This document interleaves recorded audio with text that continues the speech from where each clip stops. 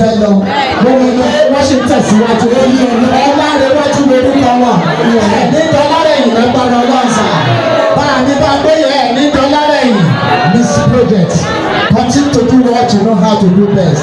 Thank you, sir. So we are going to see the display of the acquired skill now. Kí lórúkọ tí ń bẹ̀rẹ̀ lára pílẹ̀tà?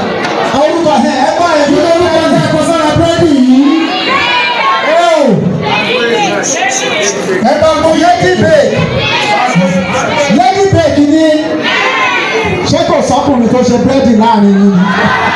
Tí gbogbo kò sí obìnrin ní gbogbo ẹ̀. Ẹ pàtẹ́wọ́ fún wa ní ẹ̀jọ̀ honestly. Láti mi lọ kí là á máa jẹ. Búrẹ́dì sáré méjì rè. Gbàgbéyé bread. Láti mi lọ búrẹ́dì wo là á máa jẹ. Thank you. Yes. No. I think yes. Kí wọ́n tó di pé wọ́n ṣe àfihàn àwọn tí wọ́n ti kọ́ tí wọ́n sì ti ṣe dáadáa.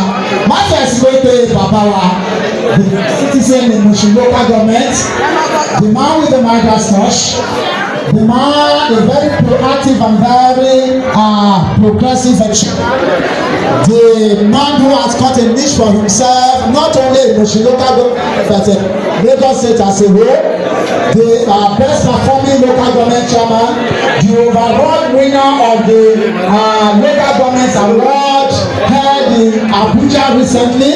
Out of the 774 local government, the overall best winner with the support of his working team and the good people of Mushin.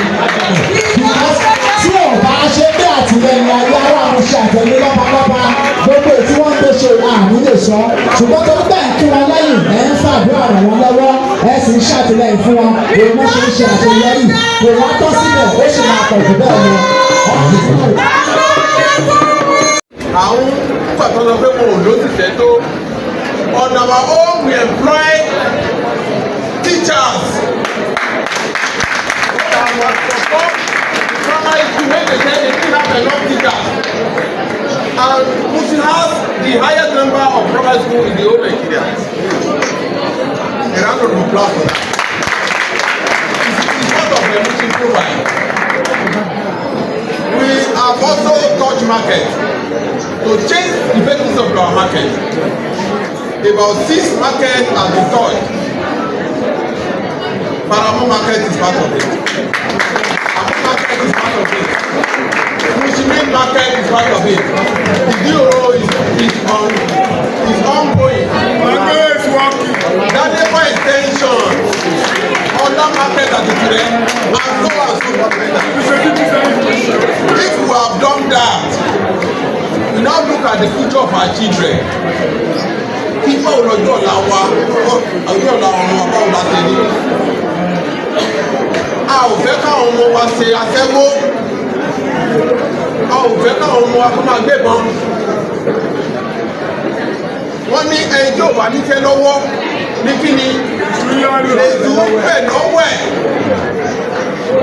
In order to easy the work of the security people, because the Mr. Security people they cannot sleep if the armed robber they are robbing.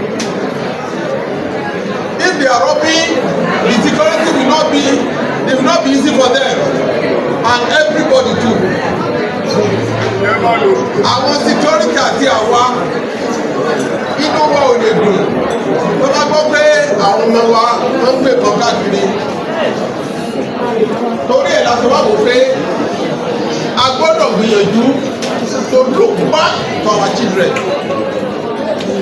They are the future of tomorrow. We have to build them, we have to empower them, we have to ensure that they have future so that they can be able to stay on their own. It's not everybody that can get white collar job. Not everybody can be working in the council or working in the bank or traveling abroad or working with somebody. We can sustain for sustenance of the future of the children. must be able to give them or empower them. Àwọn nǹkan tó fún wa dé àwọn kàtẹ́lì yẹn. Ojú àánú mi sí. Everything they are to empower our children.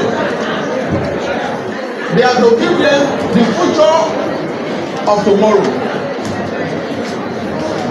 We have various equipment and it cost the local government a lot of money. Ẹ lè máa wọ pé kí náà ní ìfúkìfù tó wà bí owó rẹ̀ ni. Owó rẹ̀ ni. Owó rẹ̀ yẹ. Àbẹ̀bí bẹ́ẹ̀. Tí n bá ní kí n dárúkọ owó tàbí ra kíní wọ̀nyí, they are a lot of money. And making money to train them is not easy. Some people dey take it as a play no, it's a lot of money. We want to sustain the future of our children.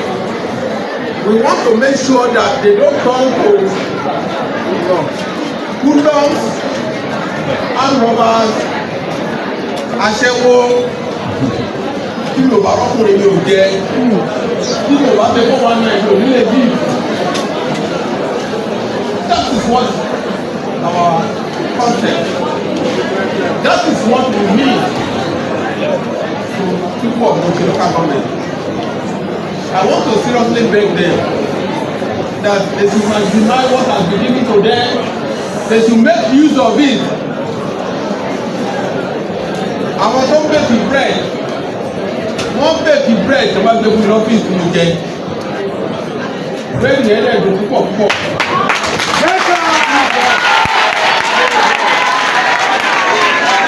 Ó jẹ́ ní ìdè àgbẹ̀dẹ́mẹ̀sà. Kékeré láti ìpẹ̀ka ìrókò. Àwọn tó bẹ̀rẹ̀ south lé ní Guinness, àwọn Republic of Ireland, àwọn tó bẹ̀rẹ̀ Guinness and it's all over the world. They started from inception, from the beginning, and today they are all over the world. You can always start like that. Ẹ̀yin náà lè bẹ̀rẹ̀ ń bẹ̀. Ìdí iṣẹ́ ni láti mọ ní lọ́dẹ. Mo rẹ́ nìkan títí wáyé ó gbé nígbà tó wà níjọba. Wọ́n gbé ẹ̀rọ ìlọta fún un. Kúmọ̀ ẹ ẹ̀rọ ìlọta ló fi tọ́ ọmọ méjì.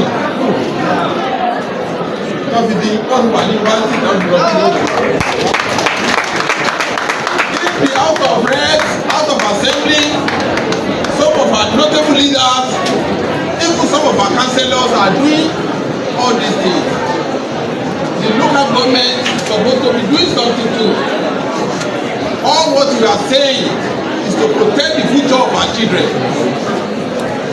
All what we are saying is to make their future be meaningful. All what we are saying is that they should not die in hunger. All what you are saying is to make sure that their future is being protected. May God help us in Jesus' name. Ẹ̀yin ọmọ wa, à ń gba GC fún iná ọ̀fẹ́, owó ìjọba ni o. À ń gba JAMB fún iná ọ̀fẹ́, à ń ṣe coaching classes.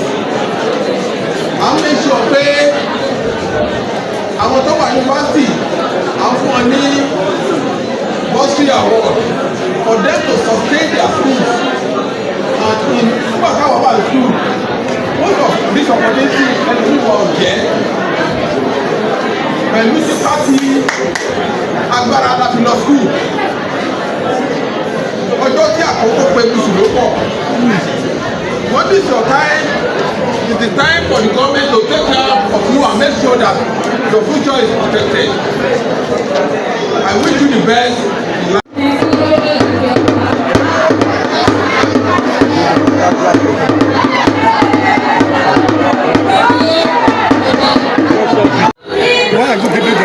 Kọjú sí wọn.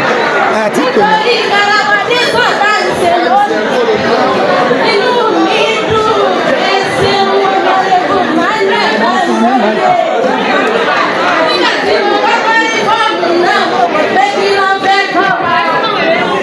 Láì mọ̀ gbóhùn táwọn fi jẹun dọ̀gbà ni.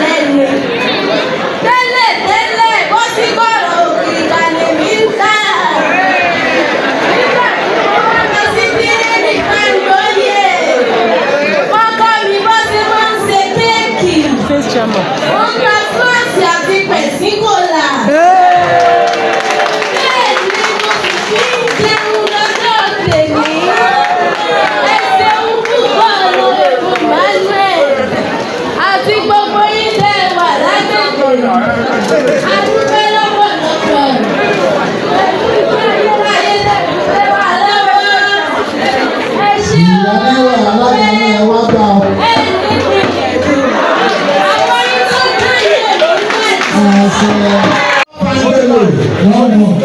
Make up Angelo. Very simple. Okay. That is the make-up kit. That is the make-up kit. People inside and make-up Angelo. Yes, see make-up Angelo. Make-up Angelo. We need that man to pay. We see that we Ogboni Adéjùmọ̀kẹ́.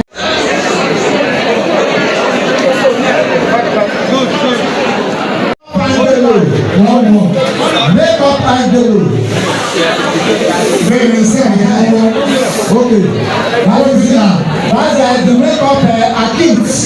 That is the make-up kit. People inside and Akiola.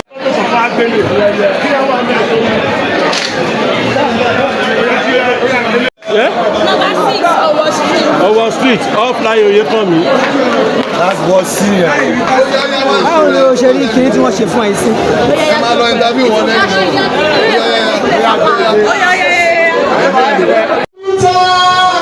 Victoria,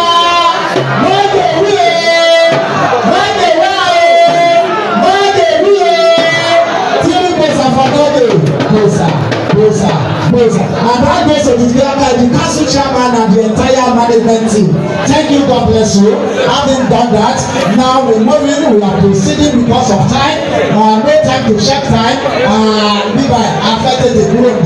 Now, àwọn tí wọ́n ti kọ́ṣẹ́ yes, tí wọ́n ti kọ́ṣẹ́ oríṣiríṣi tẹ́ bá ń wo bí ẹ̀rọ oríṣiríṣi tó ti wà ní àwọn ológe hairdressers, àwọn sábẹ́rẹ́dowó, fashion designers, cosmetologists.